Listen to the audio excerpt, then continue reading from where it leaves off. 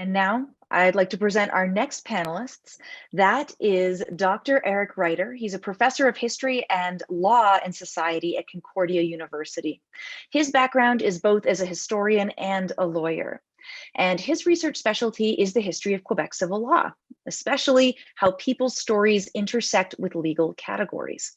His first book is called Wounded Feelings, and it earned him the Governor General's History Award for scholarly research. As well, we have Dr. Stephen High. He's a professor of history and co-founder of Concordia University's Center for Oral History and Digital Storytelling. He is an interdisciplinary oral and public historian with a strong interest in transnational approaches to working class studies, forced migration, and community engaged research. He has headed a number of major research projects, most notably the prize-winning Life Stories of Montrealers Displaced by War, Genocide, and Other Human Rights Violations. He is this year's recipient of the Governor General's History Award for Popular Media, the Pierre Burton Award. Hello to you both. Hi, Meg. Hello. First, Dr. Reiter, if you would like to talk a little bit about your project, and then Dr. High, I'll throw it to you after. Okay, well, thank you. And thank you to Canada's History Society and the Canadian History Association and also Her Excellency, the Governor General for this honor. My book is about how people took their emotional injuries to court. Things like their feelings of betrayal, their feelings of grief, dishonor, shame, and so on. And then how the legal system took their narratives of their pain and wounded feelings and tried to fit them into existing legal categories, not always successfully. And so I was looking at Quebec from about the 1870s to the 1950s, so it's a wide time frame. But I was interested in how those stories changed and how people's emotional stories evolved over time, and also about how the legal system, the courts especially, adapted itself to these claims of emotional injury. Wow, that's a lot to unpack. I'm glad we have a little bit of time. Dr. High, if you'd like to explain your project. Well, I'm an oral historian, which means that I work with the living rather than the dead. And so to me, one of the most beautiful things about oral history is that you really find that ordinary people live extraordinary lives. And these everyday kinds of histories are a window into I think, big history. And this sort of back and forth, like learning with communities, instead of just about communities, I think is a really important shift. And I'm so inspired by all the community-based and museum-based winners just who shared their work. I find that kind of history is so very important. So during last night's conversation, we heard from experts on the topic of the forum theme, which is witness to history, living through exceptional times. And they were asked what it meant to them. And I'm curious, what does this concept mean to you? If we'd like to start with Dr. High. Well, I think oral history tells us a lot about, big H history. So we were interviewing people who have experienced terrible things around the world, war, genocide, and violations of human rights. But we approached it as life history interviews. And I think that's important because we didn't reduce these people just to the pain and the suffering, that there was a lot of laughter, a lot of joy in these interviews too, just as there is in life. And so I think these are eyewitness, interviews, but I think they're more than eyewitness interviews. And I think, the danger of thinking of only in terms of eyewitness is that we need to think more about and I think that Laura Matacoro brought this up really well last night when she talked about, the need to bear witness to everyday structural violence and not just to the exceptional, right? So genocide and war, but poverty, for example, poverty is also a form of violence, yet I'm not sure if we all think of it as a violence, right? And so oral history is well positioned in my mind to really allow us to think about, the world around us in perhaps more critical ways, but also more humane ways. Absolutely. Dr. Reiter?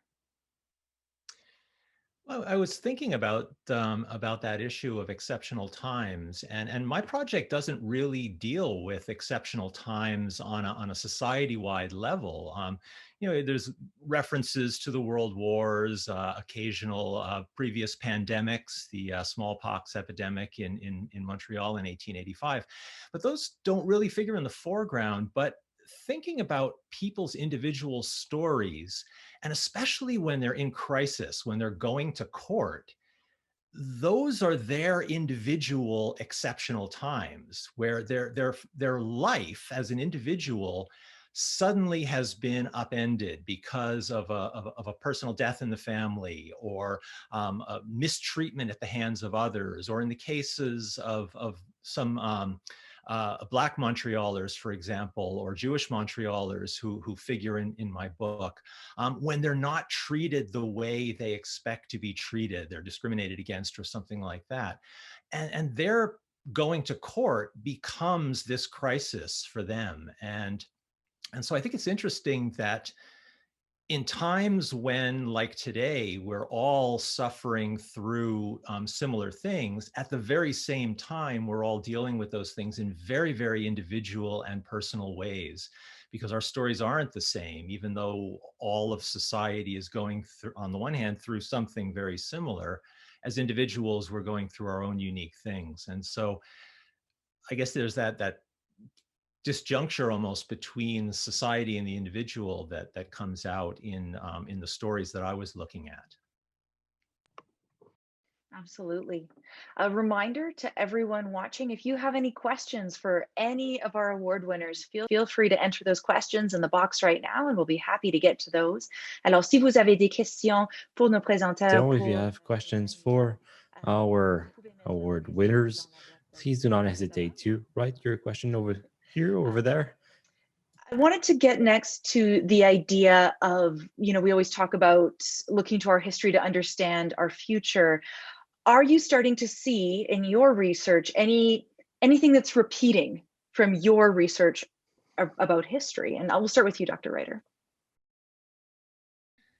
Oh, I always have a bit of trouble with that idea that history repeats itself, because human experience is so incredibly rich and varied that we may miss difference if we look for repetition, and I think the difference is so important all the time. But my field, emotions, for example, one of the things that I grappled with in dealing with my book is do we experience, do the emotions that my historical people experience relate to the ones that I know today, or that we know today? And that was really difficult to, am I getting inside the heads of people in the past, or am I projecting my own ideas into those people in the past? And so I guess I would stress the difference, that looking at past emotions made me realize that the frameworks that people use to understand the world are very different than we do today. Like one quick example is the idea of honor, which is everywhere in my cases in the 19th and early 20th century. And we just don't talk about our world in those same terms. And trying to understand what honor meant in the 1880s or something like that took a real leap of imagination for me as a historian, because the difference was so profound, that the words in which they were describing their world and their relationships with others were not words that we would pick to use today. So interesting. I wonder if the honor of 2020 is authenticity, but that can be a whole other thing. Dr. Hai, have you discovered any repetitions or any similarities with the past and today in your research? I'm probably the same opinion as Eric. I thought yesterday's roundtable really spoke about, how the present is, defined by historical structures. There's a reason why the present is the present, and the way things are today, come from somewhere, and they're not just sort of, land from nowhere. And I think, so history, I think, is vital to understanding our present. And oral history, I think, is really interesting because it's really about the relationship between the past and the present. You know, you're interviewing people now about then, and by doing that, you're putting sort of memory front and center. You know, people are interpreting their own lives lived, and so you have to sort of think about it in those ways. And sometimes oral history tells us as much about the present as it does the past. And an example I often give to my students was an example from the 1930s, Great Depression. Franklin Roosevelt hired people to become oral historians to interview former slaves, so people who experienced American slavery before 1865. And one Black man was interviewed twice by mistake. One interviewer was a white woman, one interviewer was a Black man, and you wouldn't know it's the same interviewee, right? What he told to the white woman was very different than to the Black man. And I think this tells us a lot, right, about 1930s America, Jim Crow racism, lynching, how rare and perhaps dangerous it was to have that kind of intimate conversation. And so to me, you know, it's that relationship, thinking about the past in relation, to the present. To me, that's really, really, really vital and really important, for sure. Both of your work, as you mentioned, you're working with individual, or you're seeing, I would say, qualitative assessment. Memory can be, varying day to day. What people even choose to share changes day to day. How do you work about navigating that? I see a lot of connections today as we try to, say, make it through the internet and online and deciding what's real and not, and assessing those differences. I'm curious if you have any thoughts about how you go about navigating those gray areas. And we'll start with Dr. Hai. Well, with the Montreal Life Stories Project, we interviewed 500 people, and we didn't have short interviews. Some of these interviews were 20 hours long. I think the average was 5 or 6 hours each. And so these were deep explorations into, not only, what happened, say, in Rwanda in 1994, but what that meant to them, right? Because of course, their lives as survivors began once the violence ended. And so we need to think about that. And I find with a lot of like Holocaust projects, for example, we focus so much on the Holocaust, on the acts of the perpetrators. We haven't asked people about, going into classrooms for 30 years. Holocaust survivors have been at the forefront of Holocaust education for a generation, yet they really haven't been asked about what they've learned, right? And how they've navigated that, and how people have responded, depending, maybe it's a Jewish school or maybe it's a public school. And so I think in terms of the veracity of interviews, you see wider patterns, right? But it's also subjective, right? These are the world. This is the world as they see it, and I think you don't take that naively, and you think about the underlying logic of what you're hearing. But I think it's a really sophisticated way, actually, of actually understanding the past, from the inside out. Just as these wonderful projects that we heard earlier are doing exactly that. Thank you, Dr. Reiter.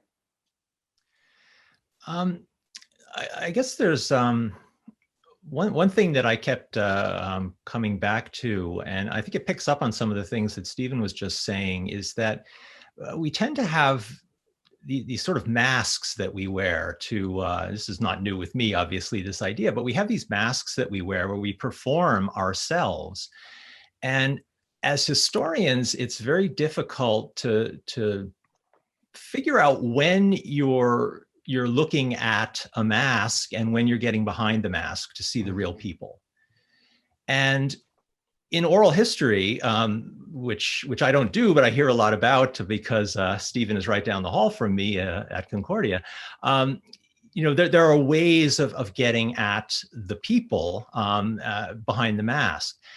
With me, I look at documents, and especially I look at legal documents, court records, when the mask is a role that these people are playing, which is litigant. They're plaintiffs who want to win their case. And especially in emotional injury, which is so difficult to articulate, it's so subjective. What I have to work with is their stories. And the best I can do to kind of get at those stories is to try to get a sense of the norms within which the discussion is happening. And it was especially interesting in my research when the white, male, privileged, elderly judges don't quite get what the young, jilted woman is telling them, or the young Black man who was not allowed to sit in the best seats in the theater are telling the judges. So when the norms that the decision makers have don't mesh with the norms, the place where the individuals are coming from, that's, I think, where you can really see the real people. And I found that was, since I can't interview these people, I just have the interviews preserved on paper from the court process, trying to see those disjunctures between what the expectation is and what the person is actually saying are very, very rich and very rewarding. Thank you. And so there's all this work you do that you put into it. And I think the constant challenge of academia, right, is how do we make this accessible? How do we translate this to the public and share it with the public? And Dr. Hai, we can start with you. I mean, how do you go about sharing this research with people in ways that they can connect with and better understand these issues? Well, almost all my work is collaborative and is in partnership with the communities I work with. And so by team building and by working with others, I think that's a way to actually, build on, I have a certain skill set, but I can't make films. I wasn't never trained to be a filmmaker or to be an animator or what have you. And so our project, I think one of the dangers in oral history is that, we say these are important stories, we're going to preserve them, we're going to put them in an archive, and then it ends there. And unfortunately, Canadian archives are filled with interviews that no one listens to. And so the Montreal Life Stories Project, again, working, with and by survivor communities, we worked with these interview recordings and created, art installations, audio walks. I love audio walks because you hear what was, you see what is, and it's not the same thing. And so it raises questions in your mind, right?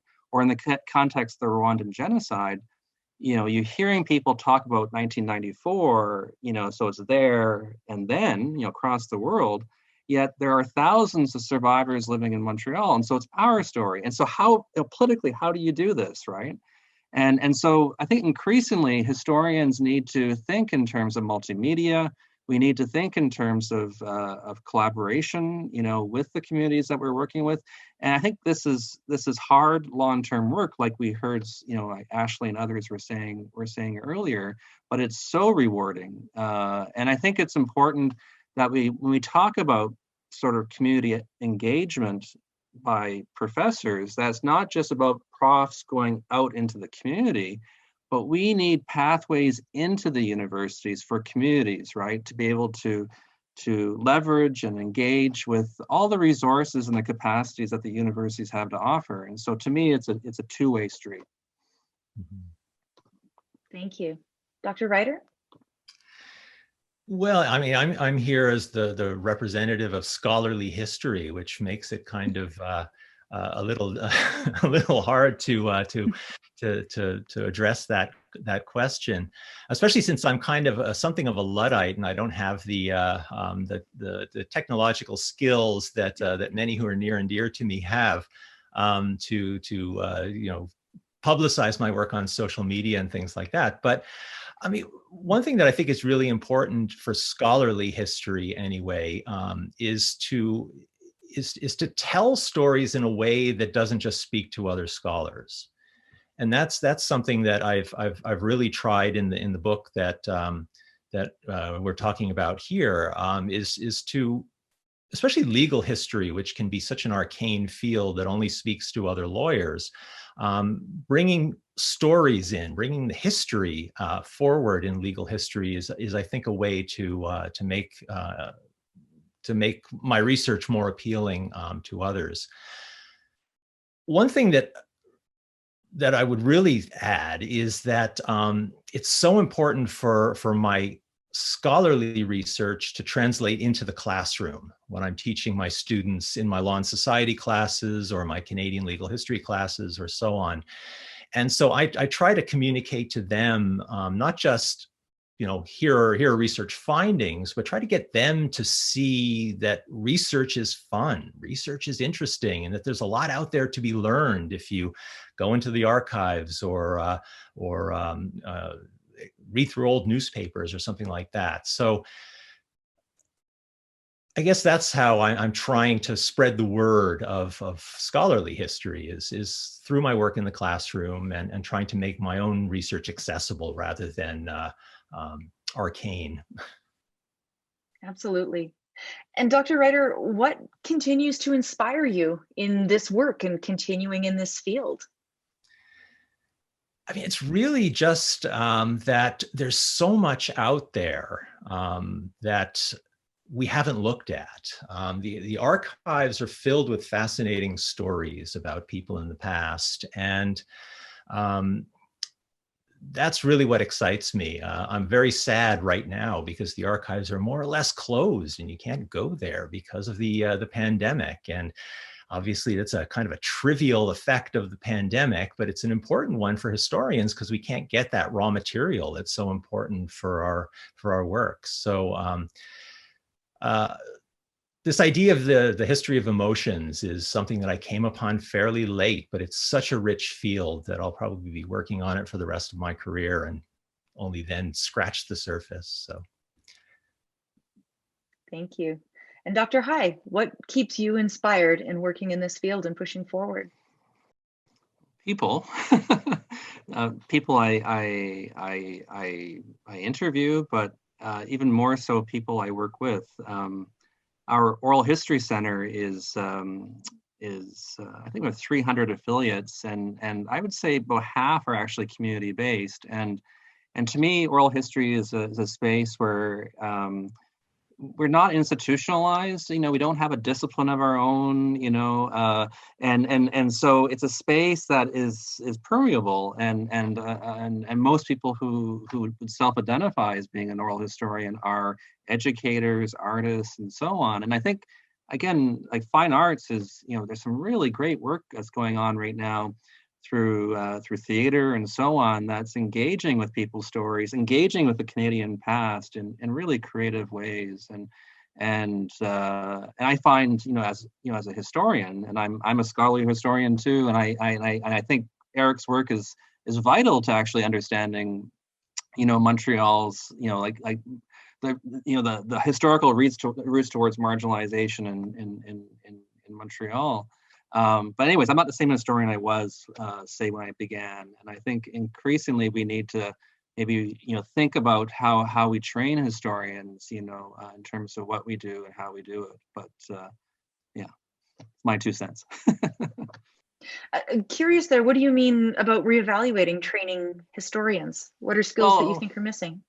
Well, we're still training, we're still text-based, right? Like in a way, in the historian's imaginary, historian goes to the archive and then writes a book, right? And this is what I do too. but I think increasingly people are doing all kinds of things. We're starting to see student theses that are part graphic novel, part thesis, or digital story. And so you're starting to see a hybridity and an experimentation, which I think is actually really vital and good. And I think we can help train for that, or even curation, right? Like how do you curate stories? Like so much of the academy is based on sort of a productionist mindset. Like we spend all our time producing something, could be a book, could be a film, and then we let it go and we go to the next thing and we produce that. What would happen if we spent 90% of our time actually, once we've produced the book or the film, actually curating a space, to actually get people talking and thinking and so on. And again, one of the beauties of the university is that teaching university. And, so I always try to embed my classes into my research projects. And that sometimes means, co-teaching with theater where all the theater students are being oral historians, but all the historians are having to learn how to dance and my knees hurt after a seminar. But I think there's a lot of room to explore, and I think, to me, history is living, and yeah, there's many ways to do it. Yeah. Wonderful. Thank you to you both so much for coming and participating in this conversation today.